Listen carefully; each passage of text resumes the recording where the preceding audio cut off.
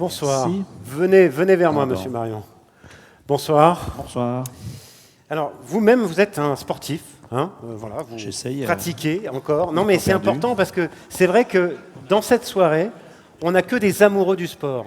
Tous les remettants font du sport, pratiquent du sport. Madame Berthoud, pratiquez aussi, bon, je ne me trompe pas. Course, ski, enfin voilà. Mais bon, on est là pour parler de l'arbitre. Vélo dans le parc du Pilat. Vélo dans le parc de Pilat. Bah oui, Vous n'avez pas dit ça quand on s'est parlé au téléphone. Eh non, c'était la surprise.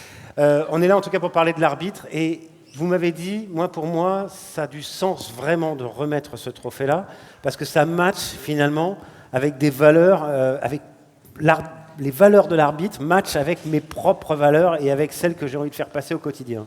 Tout à fait. En fait, l'arbitre, le juge, c'est une femme ou un homme qui doit faire preuve de beaucoup d'impartialité, qui doit avoir beaucoup d'équilibre. C'est un équilibre subtil parce que, eh bien, il faut respecter les règles.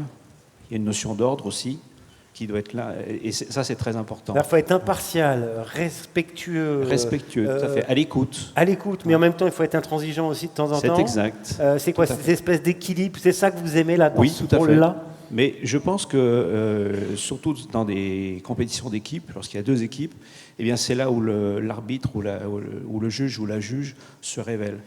Et c'est ça qui fait que cette position d'arbitre, finalement, elle est extrêmement compliquée à gérer. Enfin, je veux dire, on voit ça tous les jours sur tous les terrains de France et de Navarre. Tout à fait. Elle est extrêmement compliquée. Et c'est vrai qu'aujourd'hui, ce soir, c'est vraiment le moment pour leur rendre hommage aussi, parce que c'est pas facile. Bon. Eh ben, on va, Nadine, rendre hommage à un ou une arbitre.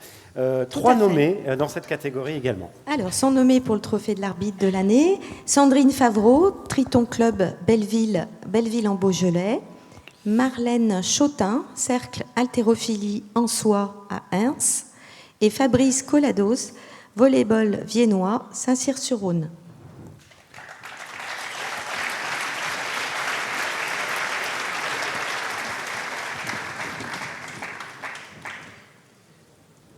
Le nominé est... Le lauréat. Et lauréat. Fabrice Collado, du Volley Club viennois. Bravo. Bravo.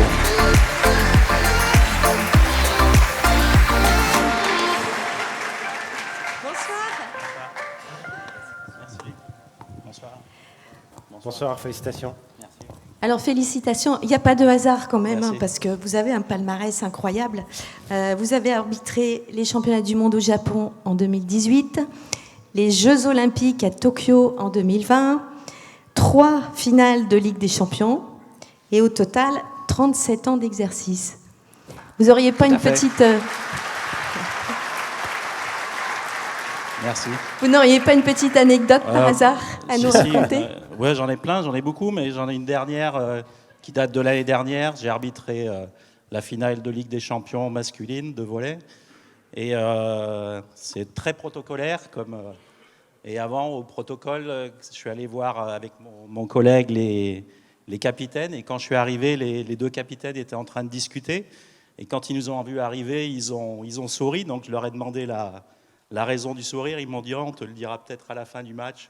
Donc j'ai fait le tirage au sort. J'ai arbitré le match qui s'est très bien passé. Et donc à la suite du match, il faut que je recueille une signature des capitaines. Donc je suis allé voir les capitaines et je leur ai dit bon, maintenant que le match est terminé, etc., je peux savoir pourquoi vous avez rigolé. Et ils m'ont dit simplement quand on t'a vu arriver, on savait qu'on n'avait pas besoin de s'occuper des arbitres. Donc en tant qu'arbitre, c'est le meilleur des compliments qu'on puisse faire à un arbitre. Et c'était très sympa de leur part. Et puis voilà, ça prouve le respect des joueurs pour moi. Alors aujourd'hui, quels sont... Merci. Quelles sont vos activités? Je crois que vous investissez auprès des jeunes. Oui, en fait, dans ma ligue, je fais partie de la commission régionale. Donc j'essaye de détecter les jeunes talents, de les accompagner, etc. Et puis, parallèlement à ça, en Europe, il y a un projet qui a été lancé pour... comme beaucoup d'arbitres, on devient vieux, donc il faut assurer la relève, etc. Donc il y a un programme qui a été lancé. On est 10 tuteurs. On a en charge 2 arbitres, alors de tous les pays d'Europe, pour les faire progresser, pour leur donner plein de petits tuyaux. Parce que la différence entre le haut niveau et... En fait, on a plein de petites subtilités, d'expériences. Parfois, il faut sourire, parfois, il faut être un petit peu plus sévère, etc. Votre discours était tout à fait dans le thème. On est toujours à la limite, quoi. On sait qu'avec certains joueurs, un sourire, ça va passer, avec d'autres, pas tout à fait. Donc, on est toujours à essayer de chercher la meilleure solution au meilleur moment, et on n'a pas beaucoup de temps pour décider. Donc, il n'y a que l'expérience qui fait qu'on peut aborder ça de façon sereine. Voilà. Parfait. Bravo à vous. Bravo à vous. Félicitations. Merci. Alors, juste avant de... Juste avant, donc le projet aussi, c'est que l'année prochaine, j'espère participer au JO, et puis ça sera une de mes dernières grandes compètes. Et puis, je fais beaucoup de sacrifices, mais le trophée, je vais le dédier.